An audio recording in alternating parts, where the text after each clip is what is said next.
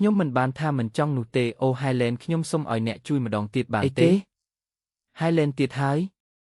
បុគ្គលិកផ្ទះបាយមិនស្គាល់សំបីតែឧបករណ៍ចម្លាក់របស់ Highland ធ្វើម្ហូបអីទៅតែការធ្វើម្ហូបគឺវាខុសគ្នាត្រូវតែប្រុងប្រយ័ត្ន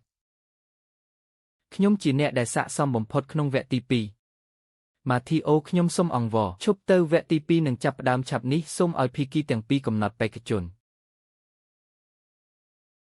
ភោជនីយដ្ឋានលីរ៉ាត្រូវបានតំណាងដោយមេចុងផឺ Highland ខ្លាចមែនទេហេតុអ្វីក៏យំទៅវិញTO នៅមានពេលនៅឡើយទេប្រសិនបើចង់យំ Highland កុំមានសម្ពាធខ្លាំងពេកមិនអីទេបើចាញ់អ្នកណាយំខ្ញុំគ្រាន់តែរំភើបនៅពេលដែលខ្ញុំគិតថាអាចផ្ដល់មេរៀនខ្លះដល់ពួកគេចាំមើលថាតើនាងអាចអួតបានដល់ពេលណាទៀតអ្នកដែលតំណាងឲ្យភោជនីយដ្ឋាន Royal គឺមេចុងផឺ Camille ដែលជាមេចុងផឺម្នាក់ក្នុងចំណោមមេចុងផឺល្បីក្នុងប្រទេសខាងស៊ុបមែនទេ Camille ជាអ្នកជំនាញធ្វើម្ហូបល្បីលើពិភពលោកសូមមេត្តាកុំឲ្យប្រធានបទនៃវគ្គទី2នេះជាការចំអិនស៊ុបអីប្រសិនបើដូច្នោះមែនយើងប្រកាសជាចាញ់មិនខានប្រធានបទនៃការប្រកួតវគ្គទី2គឺមុខម្ហូបស៊ុបសូមបេក្ខជនទាំងពីរចាប់ផ្ដើមចំអិនមុខម្ហូបស៊ុបរៀងខ្លួនហេតុអ្វីបានជាប្រភ្នូរអាក្រក់តែងតែត្រឹមត្រូវជានិច្ចអីចឹងតើមានអីត្រូវឆោឡោតើនាងខ្លាំងប៉ុណ្ណាទៅ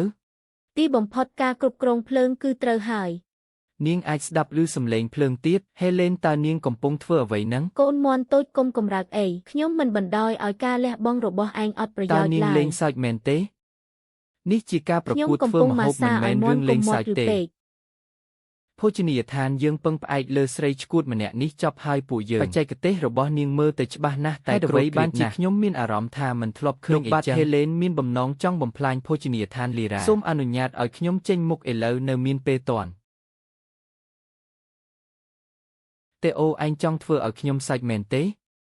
មេចុងភើម្នាក់សំបីតែភ្លើងក៏គ្រប់គ្រងមិនបានផងការប្រកួតជាមួយឯងវាគ្រាន់តែជាការបន្ទាបតម្លៃខ្លួនឯងប៉ុណ្ណោះទោះជាចាញ់ក៏មិនមែនជាបញ្ហាដែរកុំបារម្ភក្នុងមួយជីវិតរបស់ខ្ញុំមិនដែលចាញ់ឡើយ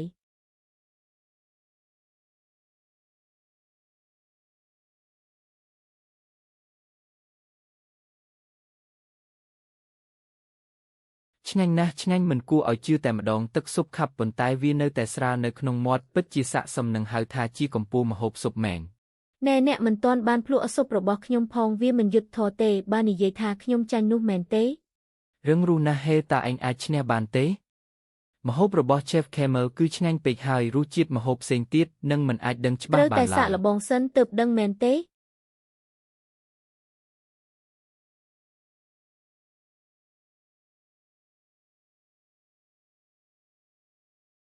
តើនេះជាក្លិនអ្វីព្រះឲ្យហេតុអ្វីបានជាវាមានក្លិនក្រអូបស៊ុបរបស់ Chef Camel មានរសជាតិយ៉ាងណាហេតុអ្វីបានជាខ្ញុំលេបទឹកមាត់ដែរ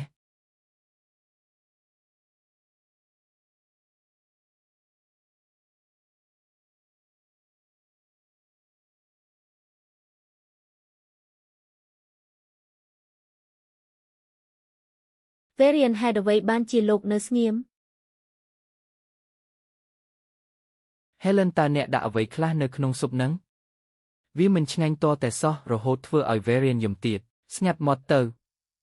ខ្ញុំយំដោយសារតែរំភើប7ឆ្នាំនៃអាជីពរបស់ខ្ញុំនេះជាលើកដំបូងដែលខ្ញុំបានភ្លក់រសជាតិបែបនេះ Chef Helen ខ្ញុំសូមអរគុណអ្នកខ្លាំងណាស់ដែលបានធ្វើម្ហូបដ៏ឆ្ងាញ់បែបនេះស៊ុបនេះពិតជាអស្ចារ្យណាស់ក្លិនរបស់វាគឺដិតជាប់ក្នុងមាត់តែម្ដងហេតុអ្វីបានជាស៊ុបនេះឆ្ងាញ់ដល់ថ្នាក់ណាស់ Helen តើអ្នកគឺជាទេពធីតាធ្វើម្ហូបមកចាប់ជាតិមែនទេបន្ទាប់ពីបានភ្លក់រួចលោកនឹងដឹងពីភាពខុសគ្នាអ្នកគឺជាមនុស្សដំបូងគេហើយដែលហ៊ាននិយាយបែបនេះដាក់ខ្ញុំ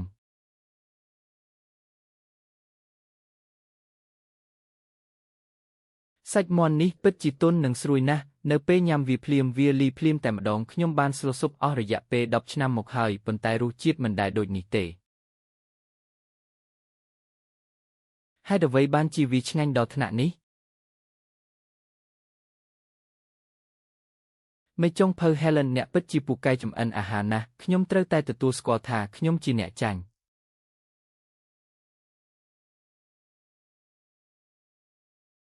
ទោះបីមើលទៅហាក់បីដូចជាសាមញ្ញប៉ុន្តែបច្ចេកទេសរបស់នាងមិនងាយស្រួលនោះទេនាងអាចទាញរសជាតិដើមនៃគ្រឿងផ្សំចេញមកបានយ៉ាងល្អបំផុតនេះគឺជាបច្ចេកទេសសម្ងាត់ដែលមានតែទេពធីតានៃម្ហូបអាហារប៉ុណ្ណោះ Helen តើអ្នកមានទំនាក់ទំនងអ្វីជាមួយទេព ភេ ធី រៀន តានៃ សូម ម្ហូ ប្រ ប កា អា ស ហា ល រ ទ្ធផល អ្នកឈ្នះក្នុងការប្រកួតនេះគឺមេចុងភៅ Helen មកពីភោជនីយដ្ឋាន Lara លើកនេះពួកយើងឈ្នះម្ដងទៀតហើយនៅតែមិនព្រមទទួលយកទៀតមែនទេ ទាវហ៊ានភ្នាល់ធំជាងនេះទេបើចាញ់ភោជនីយដ្ឋាន Lara ត្រូវតែដកខ្លួនចេញពីការប្រកួតនិងប្រគល់សិទ្ធិគ្រប់គ្រងភោជនីយដ្ឋាន Lara មកឲ្យខ្ញុំបើខ្ញុំចាញ់ខ្ញុំនឹងសុំទោសហើយដកខ្លួនចេញពីការប្រកួតហើយឌីគាត់ច្បាស់ជាមានគម្រោងអាក្រក់អ្នកមិនត្រូវយល់ព្រមជាមួយគាត់ទេ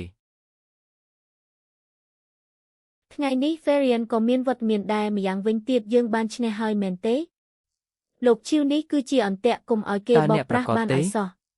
ពិតណាស់ខ្ញុំត្រៀមខ្លួនរួចជាស្រេចនៅពេលណាក៏បាន Helen កុំបង្ខំខ្លួនឯងខ្លាំងពេក និយាយតាមត្រង់ខ្ញុំក៏មិនសូវប្រកបដែរ បើចង់ដោះស្រាយបញ្ហាយើងត្រូវតែធ្វើវាឲ្យដល់ទីបញ្ចប់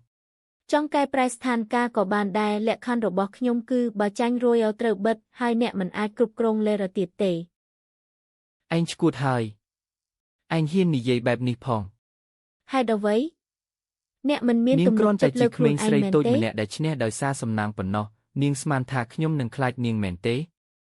ខ្ញុំប្រកាសជាអ្នកឈ្នះបើអញ្ចឹងតោះចាប់ផ្ដើមទឹកទី3ភោជនីយដ្ឋាន Lara នៅតែតំណាងដោយ Helen តើអ្នកណានឹងតំណាងឲ្យភោជនីយដ្ឋាន Royal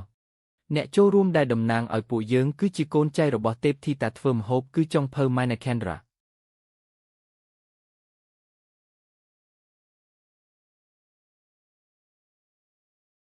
នីណាឯងមកដល់ហើយ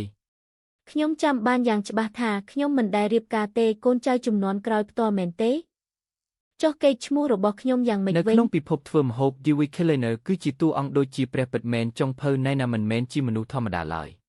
នៅទូទាំងប្រទេស Keria ឲ្យតែបុព្វបុរសរបស់ពួកគេធ្លាប់រៀនជាមួយ Dewey Killiner គ្រួសាររបស់ពួកគេនឹងក្លាយជាអ្នកមានមុខមាត់ក្នុងឧស្សាហកម្មនេះចុះយោងតាមកំណត់ត្រាគ្រួសារ Dewey Killiner មិនដែលរៀបការពេញមួយជីវិតឡើយតើ Audi ទៅរកឃើញកូនចៅរបស់ Dewey Killiner មកពីណាបន្តិចទៀតនេះចុងភៅណែណាត្រូវទៅក្រៅប្រទេសដើម្បីប្រកួតធ្វើម្ហូបកម្រិតសកលដូច្នេះកុំខាត់ពេលទៀតអីអ្នកទាំងអស់គ្នាអាចសុំចុះចាញ់ឥឡូ តើ វ ន នេះ រណា បាន ជាគូប្រកួតរបស់ខ្ញុំថ្ងៃនេះគឺខ្ញុំ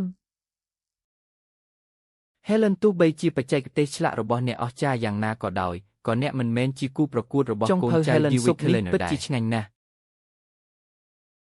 ប៉ុន្តែប្រសិនបើនាងជាកូនចៅរបស់ Dewey Killiner រសជាតិម្ហូបរបស់នាងច្បាស់ជាអស្ចារ្យលើសលប់ល្អបំផុតអ្នកគួរតែចុះចាញ់ទៅលាថា Dewey Killiner មានបណ្ដុំរូបមន្តសម្ងាត់ម្ហូបមួយមុខអាចធ្វើឲ្យពិភពលោកក្រើករូបមន្តនោះច្បាស់ជាបានបន្តមកដល់ចុងភៅ តើ ណែ នេះ ណា មិន ហើយ មែនមានន័យថាម្ហូបរបស់ចុងភៅណែនៅច្បាស់ជាឈ្នះម្ហូបរបស់ Helen ទេ Helen អ្នកនៅតែអាចសារភាពថាចាញ់បាន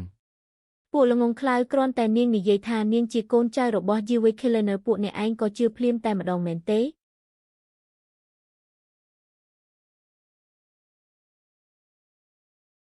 តើអ្វីទៅជាភស្តុតាងដែលថាអ្នកជាកូនចៅរបស់ទេពធីតាធ្វើម្ហូបតើអ្នកមានមូលដ្ឋានអ្វីក្នុងការសង្ស័យខ្ញុំ មិនដឹងខ្លួនទេហ៊ានសង្ស័យកូនចៅរបស់ទេពធីតាធ្វើម្ហូបថ្ងៃនេះខ្ញុំនឹងផ្ដល់មេរៀនដល់អ្នក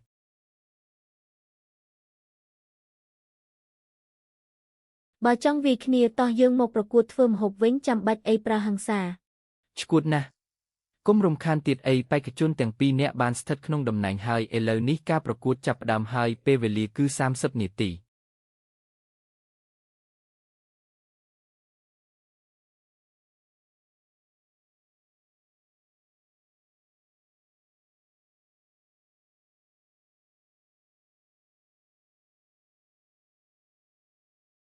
យុវជនសម័យនេះពិតជាចូលចិត្តធ្វើអ្វីចម្លែកក្នុងការធ្វើម្ហូបណាស់ផ្ទះបាយមិនមែនជាសៀកនោះទេ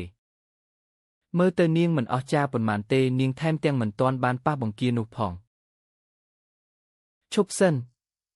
មើលបង្គានោះចុះបង្កងស្រស់ត្រូវបានកិនភ្លាមថែមទាំងអាចរក្សារូបរាងផ្កាដ៏ល្អឥតខ្ចោះបានទៀតផងផ្កាស្បែកជើងបច្ចេកទេសកាំបិតនេះប្រកាសជាបច្ចេកទេស Dewey Killiner ហើយបច្ចេកទេសផ្កា គេថានៅពេលដែល Dewey Killiner ប្រកួតជាមួយមេចុងភៅមកពីប្រទេសផ្សេងក្នុងពិធីជប់លៀងរាជវាំងនាងបានប្រើបច្ចេកទេសដ៏ស្មុគស្មាញនិងរហ័សដើម្បីចម្លាក់សាច់ត្រីឲ្យទៅជាផ្កាគេថាផ្កានោះមើលទៅដូចមានជីវិតនិងពិតណាស់ បច្ចេកទេសកាំបិតនេះខ្ញុំបានហាត់តាំងពីតូចមកម្លេះ Helen តើឯងស្រវឹងមែនទេហេតុអ្វីបានជាបង្វិលក្បាលបង្កងដោយដៃ មានសមត្ថភាពត្រឹមតែប៉ុណ្ណឹងហ៊ានមកប្រជែងជាមួយ Chef Nina ផងពិតជាគួរឲ្យអស់សំណើចមែន បើមិនយល់ទេនៅស្ងៀមទៅដើម្បីបញ្ចេញរសជាតិធម្មជាតិត្រូវតែធ្វើបែបនេះ